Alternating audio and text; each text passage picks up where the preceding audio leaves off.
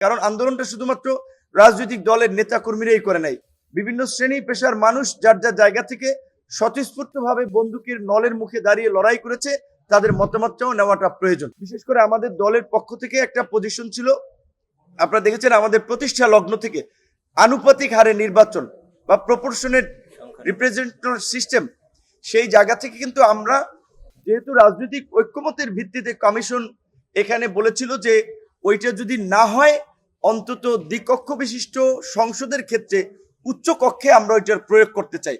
আমরা আমাদের দলীয় পজিশন থেকে জাতীয় ঐক্যের স্বার্থে আমরা সেটাতে একমত পোষণ করেছি।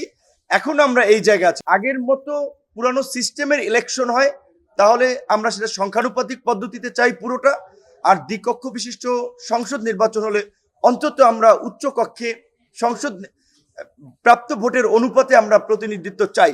সেক্ষেত্রে কমিশনের যে প্রস্তাবিত 50% আপনার সিভিল সোসাইটি ওরিয়েন্টেড একটা সিস্টেমের কথা বলা হয়েছে, কিংবা 50% রাজনৈতিক দল, এইটা হলে আরো দলবাজি বাড়বে, সিভিল সোসাইটি বলে কিছু থাকবে না। সেই জায়গা থেকে আমরা বলেছি এটা রাজনৈতিক দলগুলোর উপরে ছেড়ে দেওয়া উচিত, কিংবা যদি করতে চায় সেটা 20 থেকে 30% হতে পারে। সর্বশেষ প্রধান বিচারপতি নিয়োগের ক্ষেত্রে যে বিষয়টি নিয়ে আলোচনা হয়েছে, আমরা আমাদের জায়গা থেকেও মতামত দিয়েছি যে একজনকে যদি ফিক্সড করা হয় সেই ক্ষেত্রে নানান ধরনের সমস্যা তৈরি হতে পারে। ধরেন একজনের চাকরির বয়স আছে 2 মাস, সে অবসর যাবে 2 মাস পরে, তো 2 মাসের জন্য একজনকে প্রধান বিচারপতি নিয়োগ দিয়ে আবার আরেকজনকে আবার নিয়োগ দেওয়ার একটা প্রক্রিয়া আবার কয়েকদিন পরে শুরু করা লাগবে।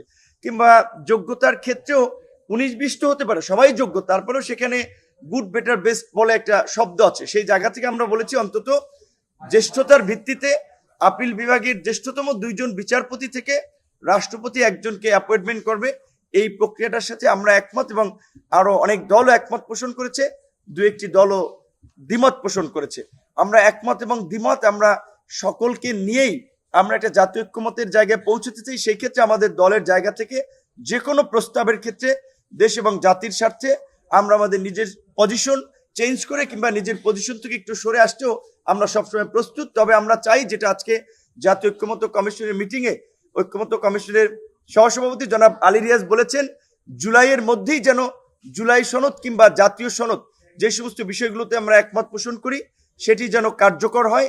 এবং অবশ্যই আমরা বারবার জোর দিয়েছি যেটা অন্তত গণভোটের মাধ্যমে এইটা যেন একটা জনভিত্তি দেওয়া হয়। কারণ আন্দোলনটা শুধুমাত্র রাজনৈতিক দলের নেতা কর্মীরাই করে নাই, বিভিন্ন শ্রেণী পেশার মানুষ যার যার জায়গা থেকে স্বতঃস্ফূর্তভাবে বন্দুকের নলের মুখে দাঁড়িয়ে লড়াই করেছে, তাদের মতামতটাও নেওয়াটা প্রয়োজন।